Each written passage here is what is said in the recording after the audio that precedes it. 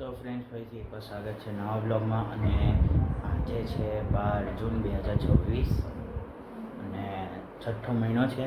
અને આના આગલા વર્ષે 12/6/2025 એમાં અમદાવાદનું એક એર ઇન્ડિયાવાળું પ્લેન ક્રેશ થયેલું, પડી ગયેલું આમ નીચે, એટલે ઉપર લેન્ડ થયેલું, પછી ધીરે ધીરે આમ નીચે આવી ગયું. અને આમ એટલે બહુ ભયાનક એકદમ ઘટના બની. તો એટલે મેં આજે બપોર ચાલુ કર્યો બ્લોગ, કેમ કે ટાઈમિંગ એ આ જ હતો 1:53, દોઢ વાગ્યાની આસપાસ હશે. અત્યારે 1:53 થયા છે, પણ દોઢ વાગે મેક્સિમમ થયેલું. તો અત્યારે આપણે એક જણ જોડે જઈએ અને ઇન્ટરવ્યૂ લઈએ, કેમ કે અમારા સોસાયટીમાં જે રહે છે એક જણ, એ જ પ્લેનમાં આવેલા અને એ જ પ્લેન બપોરે 1:30 વાગે ઉપડ્યું. તો એમને પૂછીએ કે તમારો તમારી જર્ની કેવી રહી હતી, અને પછી એમનું પેલું પ્લેન પછી આવ્યા ને, જ્યારે પહોંચ્યા ને પછી ન્યૂઝ અમે જોયું બપોરે ટીવીમાં કે પ્લેન ક્રેશ થઈ ગયું છે, એમ ઉપડ્યું અને પછી આમ નીચે પડ્યું. તો ચલો જઈએ હવે એમના ઘેર. અમારું ફોઈ છે હિના ફોઈ, એ વર્ષ પહેલાં 2025માં આવેલા અને આ જ ટાઈમ હતો. એ અહીંયા આગળ જ્યારે આવ્યા, અહીંયા આગળ એમના ઘેર પહોંચ્યા અને ત્યારે જ પછી પ્લેન ક્રેશ થયું, નહીં ફોઈ? હા, તો રસ્તામાંથી ખબર પડી હતી કે અમારું પ્લેન ક્રેશ થઈ ગયું છે. આવ્યા એ પાછું જતું હતું એ. અને એ પ્લેનનો નંબર શું હતો? AI-171. AI-171. આ રહ્યું જો.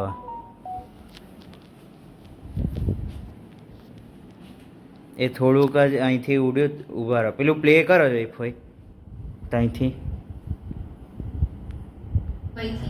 इस हादसे में विमान में सवार 241 यात्रियों और चालक दल के सदस्यों सहित कुल 260 लोगों की मौत हो गई थी। इसके अलावा आसपास के एक चिकित्सा संस्थान में मौजूद 19 अन्य लोगों की भी जान चली गई थी। हालांकि चमत्कारिक रूप से एक यात्री की जान बच गई थी। इस समय अहमदाबाद के पुलिस आयुक्त रहे मलिक ने बताया कि हादसे के महज 2 मिनट बाद उन्हें कंट्रोल रूम से दुर्घटना की सूचना मिली थी।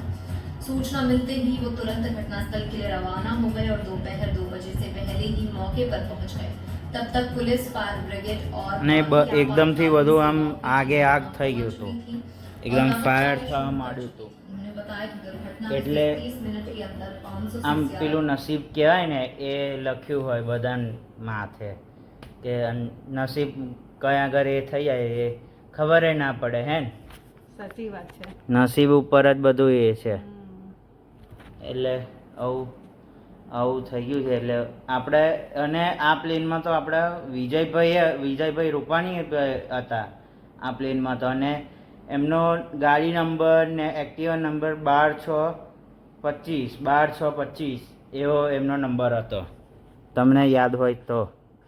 બાકી આ તો ન્યૂઝમાં આવેલું કે વિજયભાઈ રૂપાણીનો ફેવરેટ નંબર એ હતો 12/6/2025, એટલે 25 એવું હતું.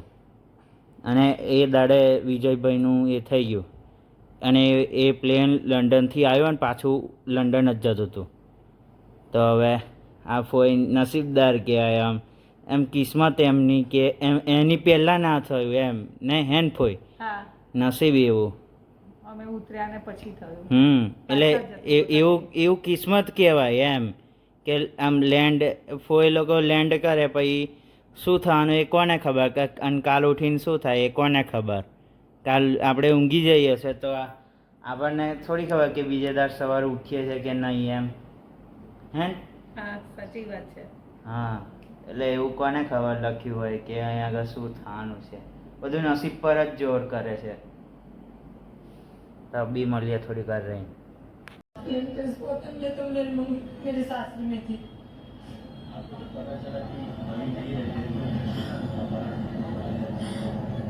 क्या करें, मेरा भाई चला गया तो।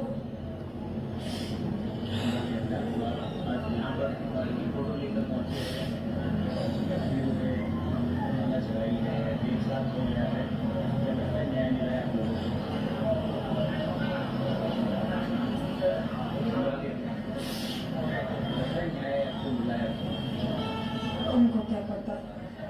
हमको तो हम हमारे भाई को याद कर करके दिन काटते, हमको क्या पता।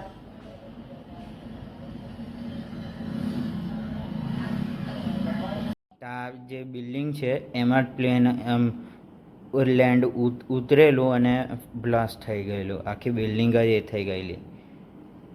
અને એમાં બધા અમાર જેવા જે છોકરાઓ છે એ અંદર જમવા બેઠેલા અને જમવાનો ટાઈમ થઈ ગયો હતો અને એ જ ટાઈમે પ્લેન આમ ઉતર્યું અને પછી આમ બ્લાસ્ટ થઈ ગયું. અને પછી સરકાર છે ને જે મરી ગયા ને એમને ગવર્મેન્ટે પૈસા આપ્યા છે. તો આવું છે બધું. અને નીચે બધા જે લારીવાળા હતા ને એ બધા આમ એ થઈ ગયા છે. એમ કશું આમ કહેવાય નહીં, બધું આમ એક સેકન્ડની અંદર બધું આ થઈ ગયું. 1 મિનિટની બધું આમ સેકન્ડે નહીં, આમ તમારા આંખો સામે બધું આમ જે થાય ને એ પછી તમે રિયલાઇઝ કરો કે આ મારી આંખો સામે થયું ને આમ પછી એના કોઈ વર્ઝન નહીં. એટલે આ યુટ્યુબ પર બી કરેલું છે જોવા. આ હોસ્ટેલ છે જેની અંદર જે એ છોકરાઓ રહેતા હતા.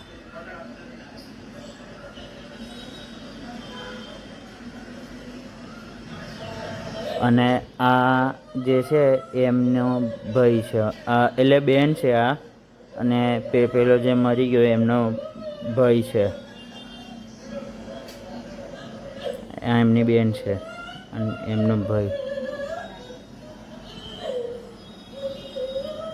એટલે હવે શું થાય બધું અને એ નસીબ પર જ છે. કાલ ઉઠીને કોને ખબર શું થવાનું આપણી જોડે.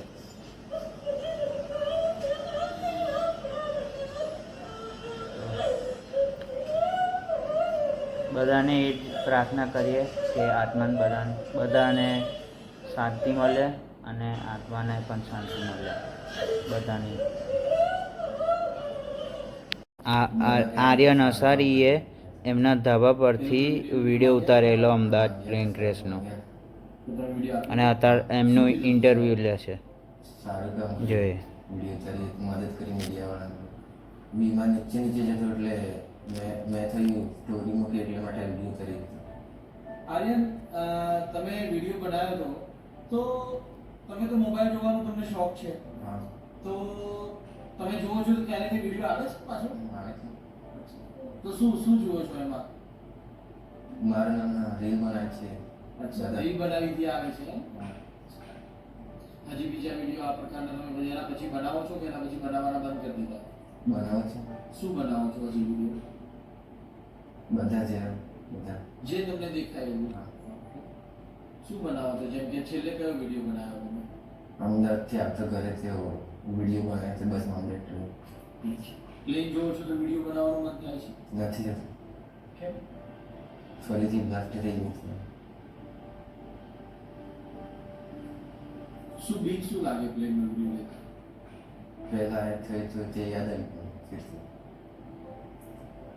એ બહાર વિડીયો ઉતારતો વિમાન નહીં જોઈ. એની બેન છે વિડીયો ઉતારતો નીલમ. તો અચાનક આગળ જઈને ક્રેશ થઈ ગયું એટલે તરત મારા પણ આવીને વિડીયો બતાવવા લાગ્યો કે વિમાન ક્રેશ થઈ ગયું. પછી બહાર જઈને મેં જોયું વિમાન ક્રેશ જો થઈ ગયું. આ કેવું આમ આખું બ્લેક થઈ ગયું, ધુમાડા નીકળે. પછી મોર્ગન પણ કીધું. વિડીયો વાયરલ થયા બાદ આર્યન આસપાસના વિસ્તારોમાં જાણીતો થઈ ગયો હતો. તેને એરપ્લેનના વિડીયો વાળો છોકરાના નામથી લોકો ઓળખતા થયા હતા. પહેલા બધા નતા ઓળખતા, પછી આ વિડીયો ઉતાર્યો ફેમસ થયો, પછી બહુ બધા ઓળખવા માંડ્યા. સ્કૂલમાં બધી જગ્યાએ વાતો થઈ. આ એરોપ્લેન વાળો છોકરો વિમાનનો વિડીયો ઉતાર્યો ને બધી જગ્યાએ ફેમસ થઈ ગયા બહુ બધો. જાનમાં ગયા તો ત્યાં કહેતા શું કહેતા હતા? વિમાનના વિડીયો તે ઉતાર્યા હતા પૂછતા તો તમે શું કીધું? તો ફ્રેન્ડ્સ અત્યારે ઉઠી ગયો છું ને 5:30 થાય છે. તો આપણે અત્યારે મસ્ત ચા બનાવીએ છીએ. તો એ માટે બધું રેડી કરીએ છીએ. અત્યારે દૂધ છે અને અત્યારે ચા માટે રેડી કરું છું સામાન ચાનો. એટલે ચા બનાવીએ ને પછી આપણે ચા પીશું. પહેલાં થોડું પાણી લઈ લઈએ. હજુ થોડુંક જોઈશે. તમે અંદર ઉપર હશે ને તો થોડું હવે કમ્પ્લીટ દેખાશે તમને. ચલો ચા લેવા માટે ચા બનાવવા માટે પાણી લઈ લીધું છે પીળા. તમે જોઈ શકો છો. હવે આપણે એની અંદર નાખીશું સૌથી પહેલાં ચાનો એ મસાલો ચા અને ઇલાયચી હશે તો ઇલાયચી નાખીશું.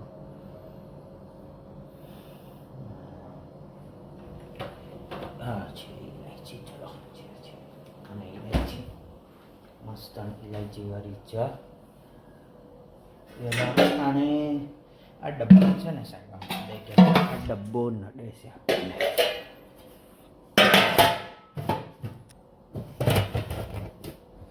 આ ડબ્બો નડે અને બી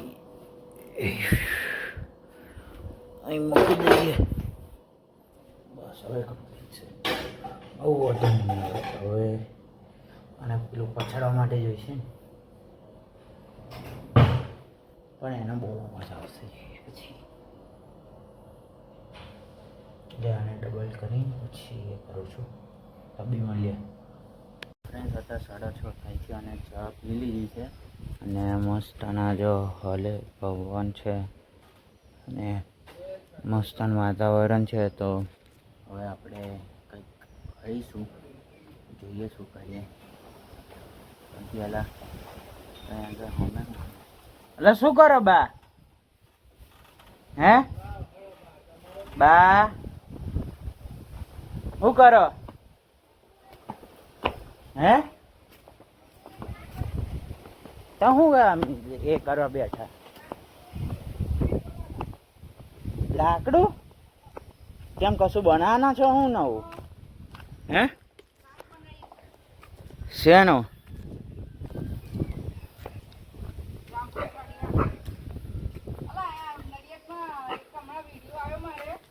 શું? હા એવું બોલો.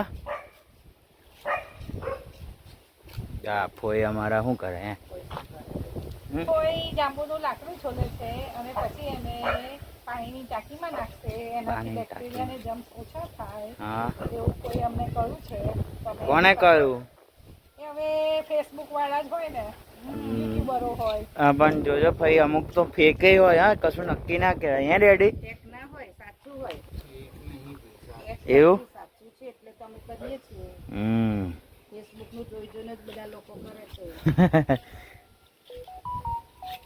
જો કોઈએ તો સારું એવું છોલી કાઢ્યું. હવે ખેડૂતની છોકરી તારે ખેડૂતની છોકરી છે તો ખેતી કરવા જાવ તાર બેન. મહેનત કરવામાં કોઈ પાછું ના પડે. હા બા ખેતી છે, ખેતર છે તમારે? કંજરીનું પાણી પીધું છે. કંજરીનું હે કંજરીનું હા. બેનને ખેડૂત ખેતી કરવા ખેતી કરવા મોકલો.